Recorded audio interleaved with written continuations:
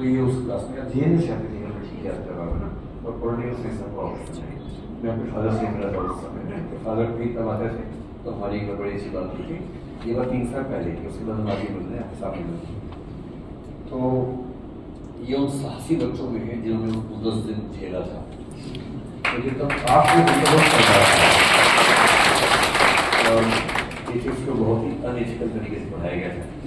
रोज आना मुश्किल कोई हद होती है कैसे भी पढ़ाई, पर तब इन बच्चों ने बड़ा अच्छा तरीका निकाला कि 2.5 घंटे क्लास में फिर ब्रेक दिया, फिर 2.5 घंटे क्लास में फिर ब्रेक दिया, फिर 2.5 घंटे क्लास में ब्रेक दिया, करते करते हमने 10 दिन में करीब शायद सारा सिलेबस खत्म किया था।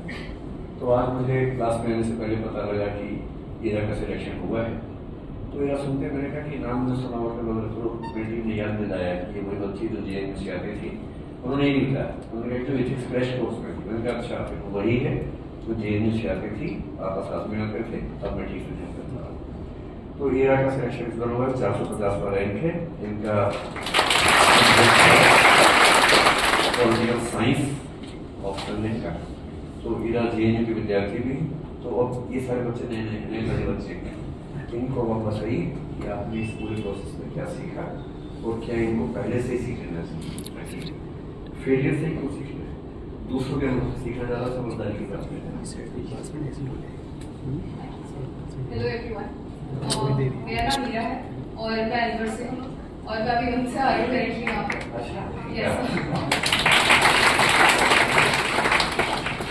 तो पहले तो मैं बोलना चाहूँगी कि सर ने उस क्लास को अटेंड करने को साहस बोल दिया, पर जो भी उस क्लास में था सबको पता है कि वो क्लास बहुत फन थी।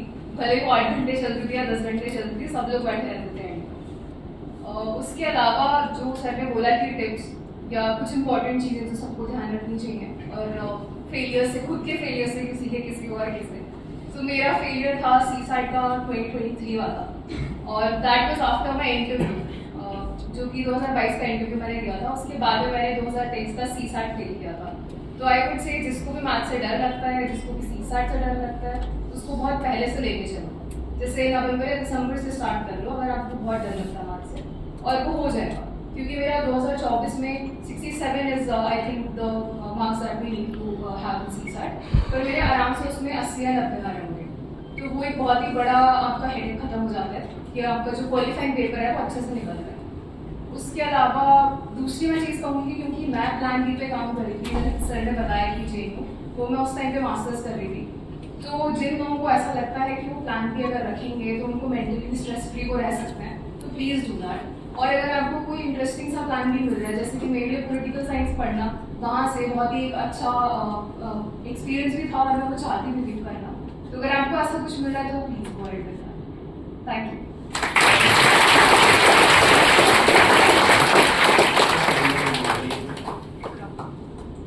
इनको पूरी संभावना की आईएएस मिलेगा इस बार,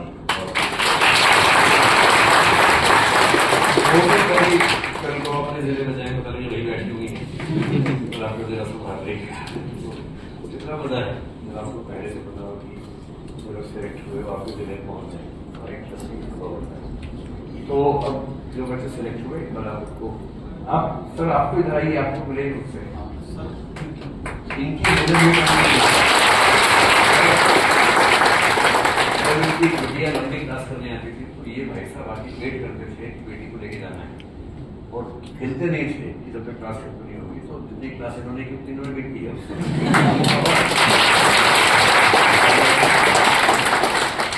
समय मैं इनसे मिलकर सोचता था कि क्या मैं खुद कभी ऐसा बात कर पाऊंगा, मेरा बेटा रह जाता था तो देखता भी नहीं कभी। ये बड़ी मेहनत करते थे, और ऐसा होता है बच्चों की सफलता में पेरेंट्स की सफलता भी शामिल होती है, मेहनत शामिल होती है। तो आपको दोहरी भाई जब भी बेटी आई इसमें